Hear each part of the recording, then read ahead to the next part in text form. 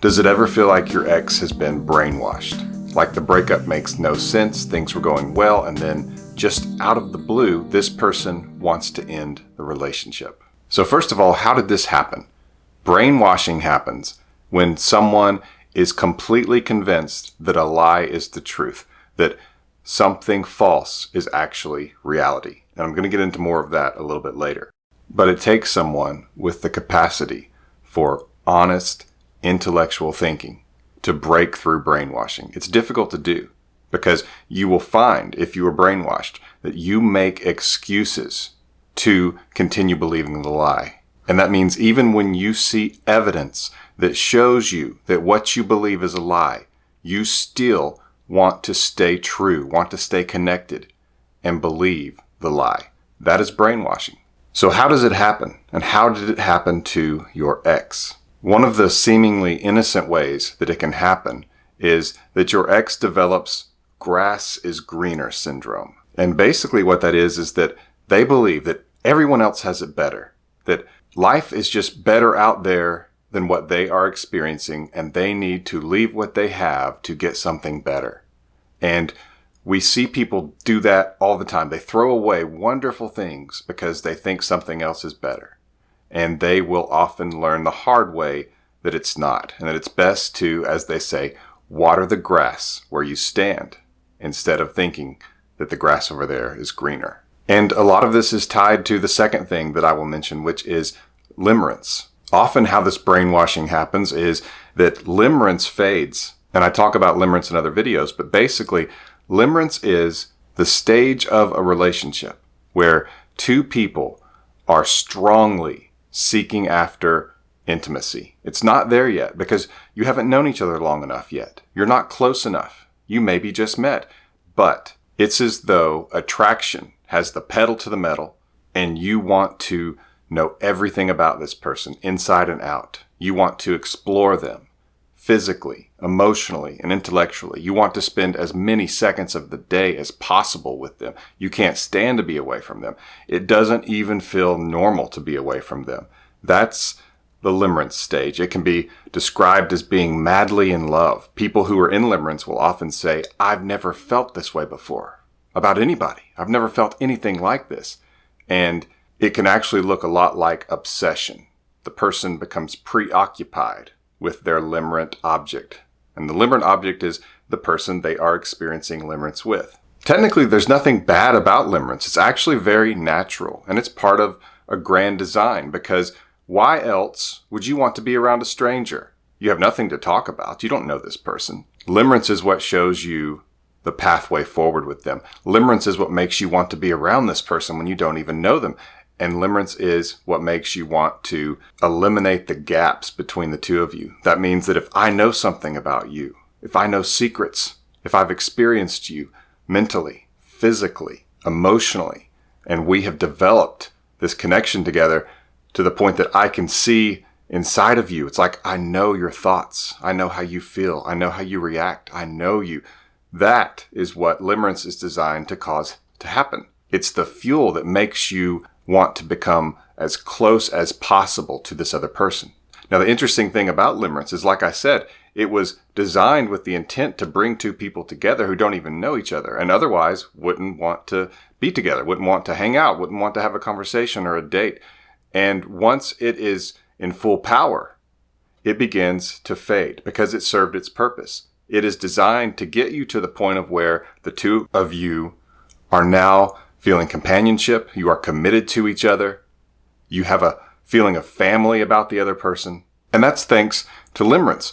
But limerence itself, those sky-high feelings, they do not last. It's not natural for them to last. They will fade out when the job is done, and then from there going forward, you have companionship, commitment, the feeling of family, and intimacy with this person. But limerence will fade. It will not completely go away, and it will make itself known here and there, especially when you do new things together.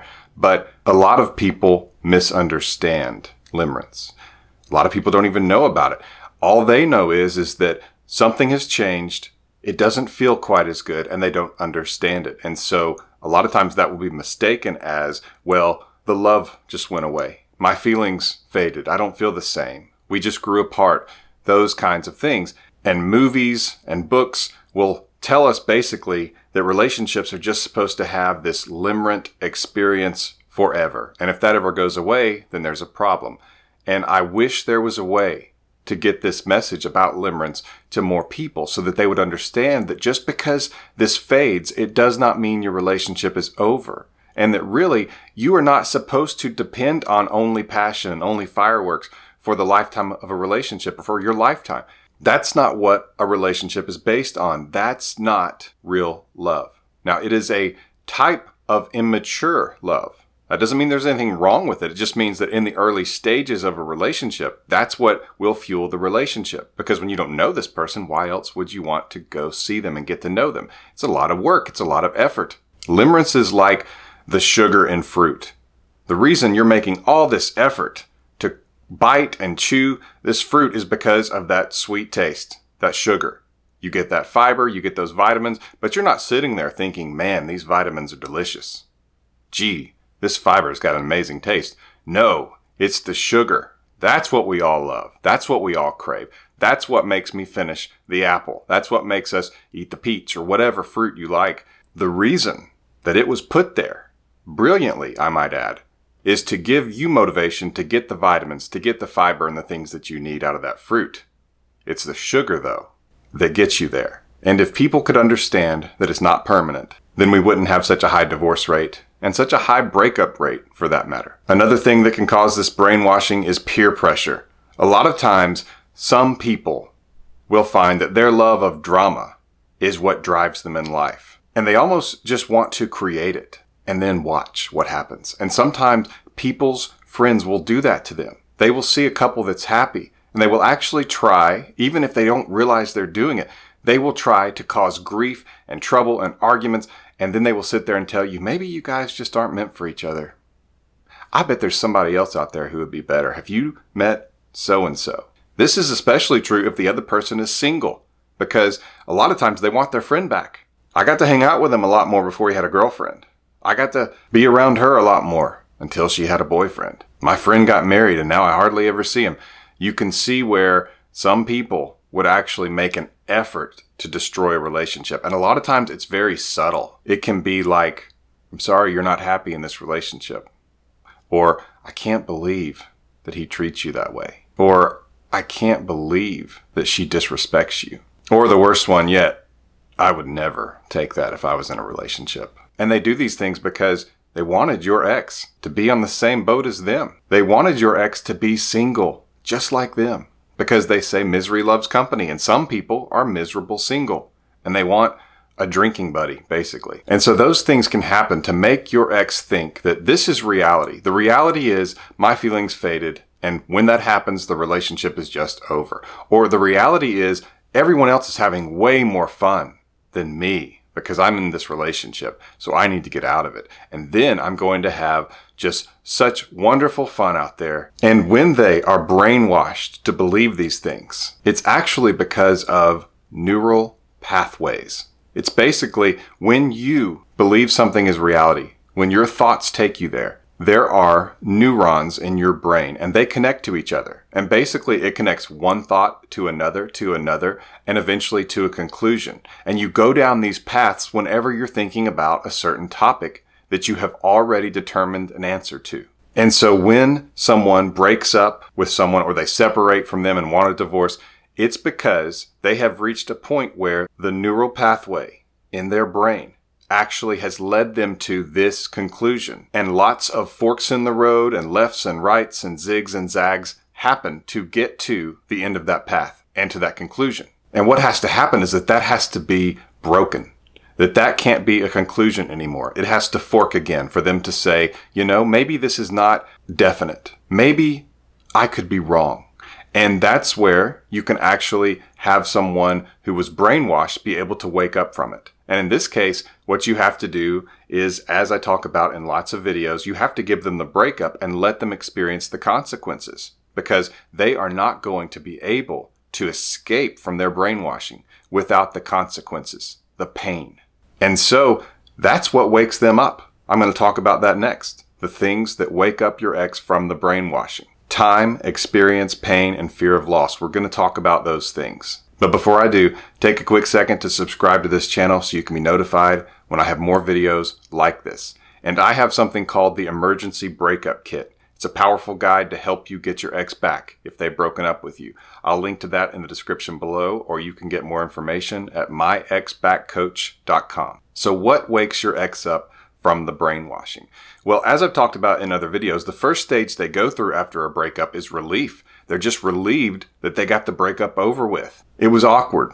They didn't want to see another person hurt. And if they did want to see another person hurt, then you escaped and you should appreciate it. And I know that's difficult and you may not want to at the moment, but keep that in mind. If you really think that your ex likes to see you hurt, then you need to count your blessings that they left and that they're out of your life, and you need to move on and try to find happiness in knowing that you dodged a bullet. But if your ex left because they have some of the thoughts and feelings that I've described so far, and they thought, my feelings faded and therefore the relationship's over, it wasn't meant to be, and all those things, it will take them going through relief to get to where they actually start looking at the situation. When they're in relief, they're just looking forward because they believe that happiness awaits beyond you. And it will take them trying to experience that, usually, in some way, even if it's just a small way, like thinking that since they're not with you and they're not having to talk to you anymore, that they will be happy.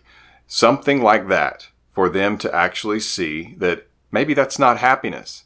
And at least to see that you're not following the pattern they thought you would. Because another part of the brainwashing is thinking that since they are in power in the situation and they were the one who broke up with you, that means they're in control of the situation and they're in control of the relationship. So if they did want it back, they could get it back when they wanted. That takes a lot of pressure off of someone.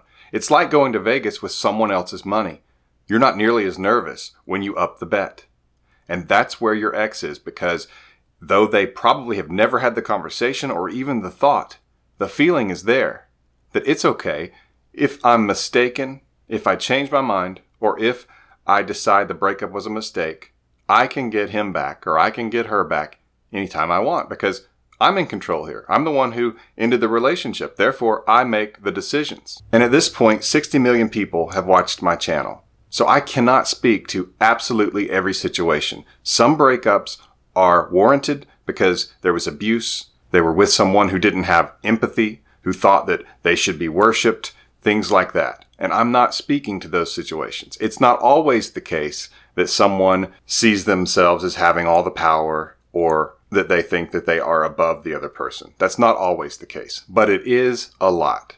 Breakup dynamics are actually pretty clear because it is quite the power trip to break up with someone, to tell them, I know you want to be with me, but I don't want to be with you, so we're going to part ways. That is one of the greatest ego strokes anyone will ever experience. And to deny that would just be silliness. So we have to factor that in if we're being intellectually honest. And that's why it takes a lot of time normally to wake them up, is because they feel like there's no need for them to look at this in any other way.